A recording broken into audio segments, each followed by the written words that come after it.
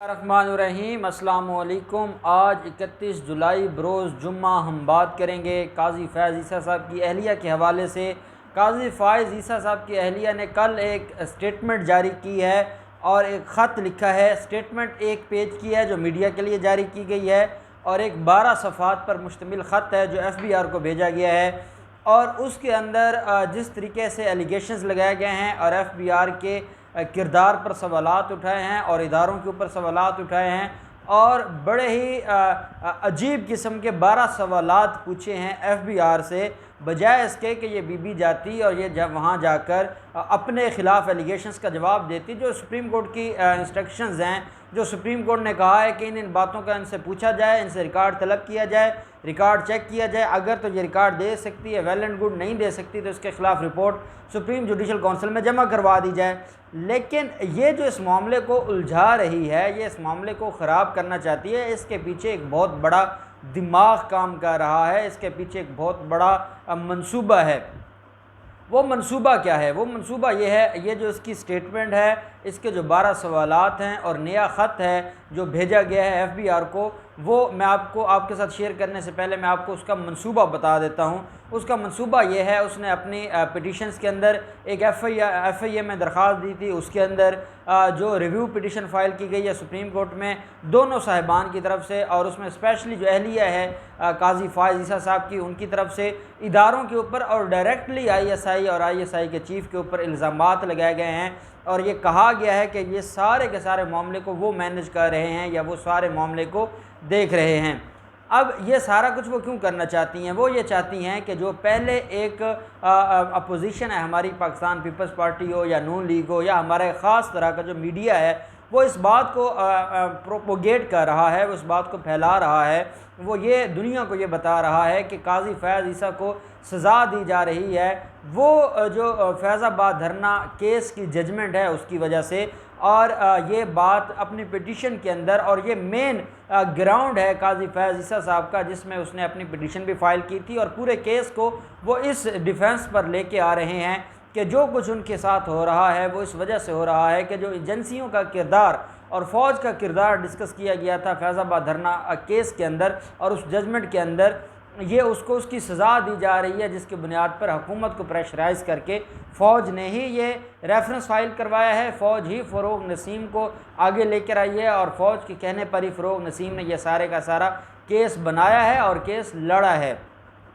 अब ये उनका बेसिक डिफेंस है। अब वो इस डिफेंस को मजबूत करने के लिए और इसको जो पब्लिक के सामने लेके आने के लिए वो एक नया हथकंडा इस्तेमाल कर रहे हैं कि हर दरख्वास्त पर और हर दूसरे दिन उनकी तरफ से एक प्रेस रिलीज़ जारी हो जाती है और वो डायरेक्टली फ़ौज के ऊपर हमला करते हैं, फ़ौज के ऊपर इल्ज़ामात लगाते हैं, फ़ौज के बारे में ऐसी बात करते हैं जो बतौर पाकिस्तानी, क्योंकि वो तो फॉरेनर है बीबी, वो तो पाकिस्तानी है नहीं, इसलिए उसको पाकिस्तान से क्या कंसर्न या पाकिस्तान के इदारों से क्या मोहब्बत के जो पाकिस्तान के लिए सरहदों के ऊपर हिफाजत कर रहे हैं पाकिस्तानियों की और वहाँ पर जानें कुर्बान कर रहे हैं और हर मुश्किल मौका पर वो पाकिस्तान का साथ देते हैं और पाकिस्तान के लिए अपनी जानें कुर्बान करते हैं। ये बात वो फॉरेनर बीबी तो नहीं जानती, इसलिए वो इल्ज़ाम लगा रही है और वो ये चाहती है कि मैं इतने इल्ज़ाम लगाऊं, मैं फ़ौज को वो बेसिकली वो चाहती है कि फ़ौज तैश में आ जाए, फ़ौज गुस्से में आ जाए, वो प्रोवोक करना चाहती है, वो प्रोवोक करके फ़ौज से ये उगलवाना चाहती है। वो ये चाहती है कि ISPR की तरफ से कोई बयान आ जाए या फ़ौज की तरफ से कोई स्टेटमेंट आ जाए कि ये जो हमारे ख़िलाफ़ बयानबाजी की जा रही है ये बंद होनी चाहिए, ताकि खुल के ये बात सामने आ जाए कि काज़ी फ़ैज़ ईसा के ख़िलाफ़ जो असल ताकत है वो ना हुकूमत है, ना वो इमरान ख़ान है, ना वो कोई कानूनी पॉइंट है, बल्कि वो फ़ौज है। और ये असल में ये चाहती हैं और ये इसमें नाकाम होंगी। इदारे बड़ा सब्र और बड़ा दिल है इदारों के पास, और इदारे बड़ी चीज़ों को देखते हैं और अपने वक्त पर वो जो भी काम करना होता है वो अपने वक्त पर काम करते हैं, वो कभी भी ऐसा काम नहीं करते। आपको याद होगा जब इंडिया के जहाज़ पाकिस्तान में आए थे और वो बालाकोट के मकाम पर कुछ परिंदों को मार के चले गए थे, तो उसके बाद पूरी कौम ने कहा कि पाकिस्तान को उसका जवाब देना चाहिए, पाकिस्तान को ये करना चाहिए। लेकिन उस वक्त के जो DG ISPR थे मेजर जनरल आसिफ गफूर साहब, उन्होंने ये कहा था कि हम सरप्राइज़ देंगे, और उन्होंने ये कहा था कि वक्त आएगा और हम अपना वक्त भी खुद डिसाइड करेंगे, जगह भी खुद डिसाइड करेंगे, और फिर दूसरे दिन ये करके दिखाया था। जो आज तक इंडिया को खून रुलाता है वो है हमारे इदारे और वो है हमारी आर्मी। तो ये वक्त भी अपनी मर्ज़ी का डिसाइड करते हैं, ये किसी की प्रोवोकेशन में नहीं आते, और जगह भी अपनी मर्ज़ी की डिसाइड करते हैं। अब ये जो दोबारा एक नई स्टेटमेंट मीडिया के लिए इशू की गई है, मामला है सुप्रीम कोर्ट का मामला है। अब देखें, अगर तो काजी फैज़ ईसा साहब ये गिला करें कि मेरे पर्सनल मामले को या मेरी फैमिली के केस को मीडिया में उछाला जा रहा है, तो उसका कसूर इसलिए भी किसी का नहीं है कि जब वो ख़ुद मीडिया को अब जो बात वो FBR को जाकर सवाल करती हैं या जवाब देती हैं, वो बात वो जाकर ख़ुद ही मीडिया को बता देती हैं, वो मीडिया के सामने उसका तमाशा खड़ा करती हैं। तो जब ये इस तरीके से वो ख़ुद करेंगी तो फिर मामला तो ख़राब होंगे और ये मामला तो फिर बेहतरी की तरफ नहीं आएगा। और यही वजह है कि एक स्टेटमेंट है, उसके अंदर वो ये कहती हैं, जो स्टेटमेंट उनकी तरफ से आई है, वो कहती हैं कि इससे वाज़े नज़र आ रहा है कि FBR को कोई इंस्ट्रक्शंस कर रहा है, FBR किसी के इंस्ट्रक्शंस में ये काम कर रहा है। और कहती हैं कि उस शख्स को जो पहले जो रिकवरी एसेट रिकवरी यूनिट का अफसर था, उसको अब मेरे ख़िलाफ़ इन्होंने एक्साइज़ ऑफिसर लगा दिया है, टैक्स ऑफिसर लगा दिया है, और वो मेरे ख़िलाफ़ इंक्वायरी कर रहा है, और ये वो शख्स है जिसने पहले वो सारा का सारा कुछ किया था। अब सवाल बड़ा सिंपल सा है कि पहले अगर किसी ने कोई इंक्वायरी की है और उस इंक्वायरी को गैर कानूनी इंक्वायरी आप नहीं कह सकते, क्योंकि वो वज़ीर आज़म की सवाबदीद है और वो वज़ीर आज़म के मातहत एक इदारे का अफसर है और उसने कोई उसके ऊपर वर्किंग की है। तो हमेशा यही होता है कि जब कोई और मज़ीद इंक्वायरी की जाती है तो उसी को डिप्यूट किया जाता है, वो मामलात को जानता है, वो स्टेटमेंट्स को जानता है। अब उसके फ़ैसले से कोई आपको सज़ा तो नहीं हो जाएगी, वो तो अपनी एक रिपोर्ट सबमिट करेगा, वो तो अपनी एक रिपोर्ट तरतीब देगा, और उसके बाद फ़ैसला तो वही करेंगे जो आला अदलिया में लोग बैठे हैं, जो हमारे ऑनरेबल सुप्रीम जुडिशल काउंसिल के मेंबर हैं। आपको क्या परेशानी है कि कोई भी आपके ख़िलाफ़ तफ्तीश करे? अब कभी ऐसा भी हुआ है कि आप कहें जी कि मेरा जो तफ्तीशी है, जो मेरे ख़िलाफ़ तफ्तीश कर रहा है, वो मुझे पसंद नहीं है, उसकी बॉडी लैंग्वेज मुझे पसंद नहीं है, उसका रंग काला है, वो उसकी फ़िज़ीक वो हेल्दी है? ये कोई एलिगेशंस हैं जो आप लगाए जा रही हैं और आप मामले को बिगाड़ रही हैं, और सुप्रीम कोर्ट के हुक्म के मुताबिक FBR अपना काम कर रहा है और आप उसको ख़राब करना चाहती हैं। और आपको पता है पाकिस्तान बार काउंसिल ने रिव्यू पिटीशन फ़ाइल किया है, सुप्रीम कोर्ट बार एसोसिएशन ने रिव्यू पिटीशन फ़ाइल किया है, Sindh high court bar association ने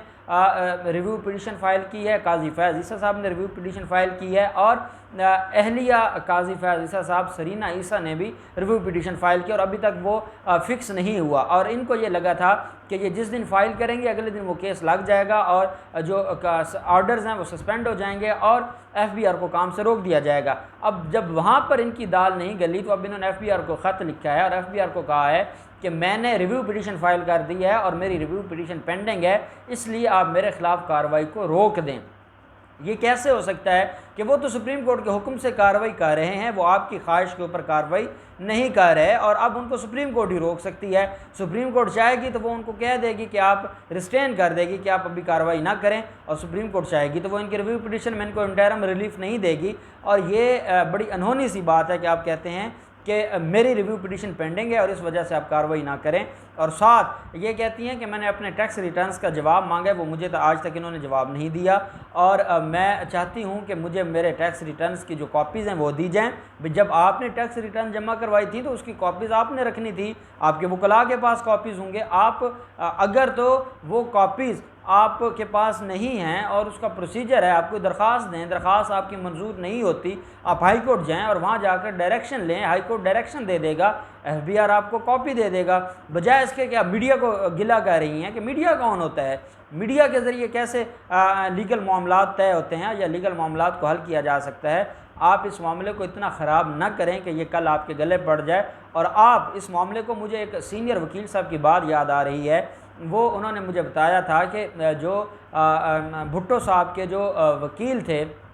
उन्होंने भुट्टो साहब को जाकर कहा था जेल के अंदर, जुल्फ़िकार अली भुट्टो को, कि आपके ख़िलाफ़ मर्डर केस है, तो हम इसको बतौर मर्डर केस के तौर पर हम इसको केस को फेस करते हैं और इस केस को लड़ते हैं और आप ब्री हो जाएंगे। भुट्टो साहब ने कहा था नहीं ये सियासी केस है और इसको सियासी केस की तरह ही लड़ना है। अब सियासी केस क्या था, हर तारीख पर जब भी उनके वकला पेश होते थे वो धुआंधार प्रेस कॉन्फ्रेंस करते थे, मामला वो प्रेस कॉन्फ्रेंसेस में और मीडिया के सामने रखते रहे और वो मामला क्या हुआ कि वो अंदर ही अंदर से अदालतों का अपना प्रोसीजर है, जब कोई अदालत का फैसला आ जाता है तो वो प्रोसीजर से ही ख़त्म होता है, वो किसी प्रेस कॉन्फ्रेंस या तकरीर से ख़त्म नहीं होता। और ये बात भुट्टो को समझ नहीं आई थी, वो फांसी चढ़ गए और अब इनको किसी ने गलत मिसगाइड किया है और कहा है कि आप बस मीडिया के सामने आप स्टेटमेंट्स देते रहें और आप इदारों के ऊपर हमले करते रहें, फ़ौज को गालियां देते रहें और आपका मसला हल हो जाएगा। ऐसा मसला हल नहीं होगा। FBI अपनी कार्रवाई कर रहा है और FBI ने विद इन टाइम ये रिपोर्ट सबमिट करवा देनी है। FBI ने आपके ख़तों का जवाब देने के लिए FBI नहीं बैठा, या FBI आपके सवालात का जवाब देने के लिए नहीं बैठा। FBI ने जो आपसे रिक्वायर्ड था वो ले लिया है। बाकी FBI ने इधर उधर से जहाँ से एविडेंस कलेक्ट करनी थी मुख्तलिफ इदारों से वो कलेक्ट कर ली और अब FBI वो जो फाइंडिंग्स है उसको कंपोज करके वो सबमिट करवा देगा और आप इसी तरीके से अपने जो प्रेस रिलीज़ हैं वही जारी किए जाना, बाकी आपको मिलना कुछ नहीं है। और साथ दोबारा FBI से कल इन्होंने मुतालबा किया है कि मुझे वज़ीर आज़म इमरान खान का, फ़रोग़ नसीम का, शहज़ाद अकबर का, साहब जो अटारनी जनरल थे उनका और बाकी 3-4 ऑफिसर्स का, जिसमें वो डोगर भी है, अब्दुल वहीद डोगर जो कि कंप्लेनेंट था उसका, इन सारे लोगों का मुझे रिकॉर्ड चाहिए ये कितना टैक्स देते हैं। अब ये बड़ी अनहोनी सी बात है कि आपको रिकॉर्ड चाहिए और आप जाएं और रिकॉर्ड लें, आपके ख़िलाफ़ एलिगेशन है और ऑफिशियल इदारे जिनकी ये ज़िम्मेदारी है वो रिकॉर्ड कलेक्ट करते हैं और उसके ऊपर सवालात उठाए जाते हैं कि उन्होंने गैर कानूनी तरीके से रिकॉर्ड कलेक्ट किया है। तो आप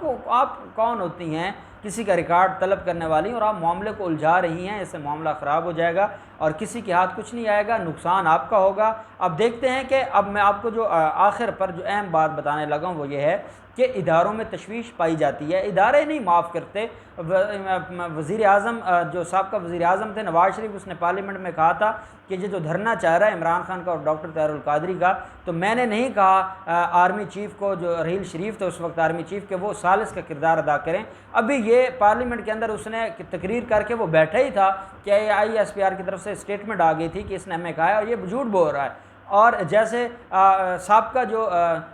IS जो साबका आर्मी हेड थे परवेज़ मुशर्रफ, उसके ख़िलाफ़ फ़ैसला आया और कुछ ऐसे अल्फाज इस्तेमाल हुए हैं जो नहीं होने चाहिए थे, तो आर्मी ने अपना मौक़िफ़ दिया है और आर्मी ने कहा है कि उनको तशवीश है। तो आपको क्या लगता है कि आर्मी खामोश बैठी है? आर्मी खामोश नहीं बैठी और आर्मी इस मामले के ऊपर तशवीश में भी है और आर्मी इसके ऊपर प्लानिंग भी कर रही है कि जो आर्मी के ऊपर नाजायज़ तरीके से बात कर रहे हैं या नाजायज़ तरीके से इल्ज़ामात लगा रहे हैं उनके ख़िलाफ़ कानूनी चाराजोई की जाए, उनके ख़िलाफ़ कानूनी कार्रवाई की जाए। इदारे कभी गैर कानूनी काम नहीं करते, तो इनके ख़िलाफ़ कानूनी चाराजोई के लिए आर्मी के आला सतही जो इजलास हैं वो चल रहे हैं और अल्टीमेटली अगर ये खामोश ना हुए तो इनके ऊपर एक्शन भी होगा और इनके ख़िलाफ़ कार्रवाई भी होगी। और ये ना समझें कि ये एक